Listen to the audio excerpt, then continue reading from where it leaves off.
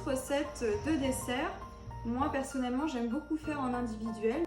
Je vous propose des verrines façon tarte au citron meringuée. C'est parti pour la cuisine.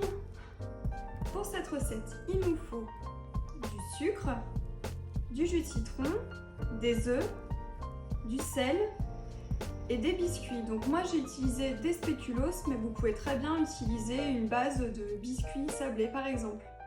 Dans le Thermomix, mettre 250 g de spéculoos. Vous allez voir qu'on n'a pas besoin d'autant de biscuits, mais moi j'en fais toujours d'avance, comme ça vous les mettez dans une petite boîte, ils seront déjà mixés pour une prochaine recette. Mixez 10 secondes, vitesse 10. Donc, réservez votre base de biscuits. Donc, pas besoin de nettoyer votre bol, on va continuer la recette. Nous allons commencer par réaliser la crème au citron. Mettre 120 g de sucre, 2 œufs entiers et un jaune, donc moi j'ai déjà tout mis dans mon récipient. Ajouter 120 g de jus de citron. Et enfin mettre 60 g de beurre. Programmez votre Thermomix 8 minutes, 90, vitesse 2. Mixez 30 secondes, vitesse 6. Versez votre crème au citron dans un récipient. Utilisez le mode nettoyage pour pré-nettoyer votre bol. Pour cela, allez sur nettoyage. Donc versez dans votre bol jusqu'à 1 litre d'eau, une petite goutte de PEC. Et là, je vais utiliser le mode universel. Voici le bol après avoir fait le pré-nettoyage au Thermomix. Plus qu'à le rincer et surtout bien l'essuyer. À présent, réalisons la meringue. Il vous faut insérer le fouet dans votre bol du Thermomix. Ajouter 3 blancs d'œufs, 90 g de sucre, une pincée de sel et un filet de jus de citron.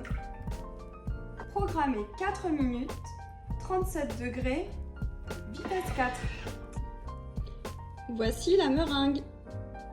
Donc pour le montage de vos verrines, donc prenez le spéculoos mixé ou d'autres biscuits, mettez l'équivalent d'une bonne cuillère à café dans le fond de chaque verrine.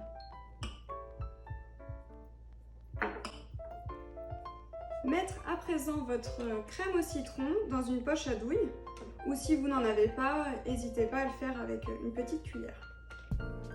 Donc moi je mets toujours ma poche à douille au-dessus d'un récipient, donc comme là un grand verre, c'est bien plus facile pour la remplir. Donc coupez ensuite l'extrémité de votre poche à douille et ensuite les remplir au fur et à mesure. Faire la même chose avec votre meringue. Mettre la meringue sur vos verrines, sur la crème au citron. La dernière étape, celle que je préfère, celle où il faut chauffer la meringue. Alors moi j'utilise un petit chalumeau de cuisine, ça coûte pas très cher, vous pouvez en acheter un. Sinon vous pouvez très bien mettre 5 minutes dans votre four à 240 degrés, mais attention, surveillez bien pour ne pas que ce soit trop grillé.